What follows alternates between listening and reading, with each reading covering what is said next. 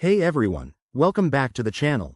Today, we're tackling a super practical topic: how to send Chainlink from Exmo to Bitmart in 2025. With the crypto world evolving rapidly, this process has gotten even more secure and user-friendly. Whether you're looking to diversify your portfolio or just move assets around, I'll walk you through it step by step. Let's dive in. First things first, make sure you have accounts set up on both Exmo and Bitmart.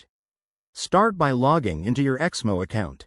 Once you're in, navigate to the Wallet or Assets section and find your Chainlink balance. This is where the magic begins. Next, head over to Bitmart and log in. Go to the Deposit section for Chainlink. You'll need to generate or copy your Bitmart Chainlink wallet address. Double check that it's correct because one wrong character could send your crypto into the void.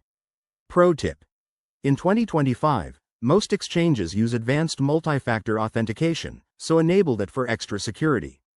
Now, back on Exmo, go to the withdrawal page. Select Chainlink from the drop-down menu.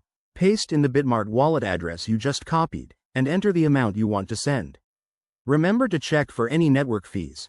Chainlink typically uses the Ethereum network, so factor that in.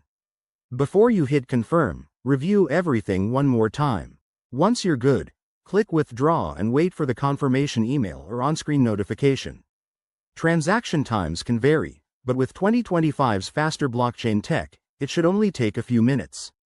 Finally, once it's done, log back into Bitmart and verify that your Chainlink has arrived. If you run into any issues, reach out to the exchange's support. They're usually pretty responsive. Thanks for watching. If this helped you, smash that like button and subscribe for more crypto guides. See you in the next video.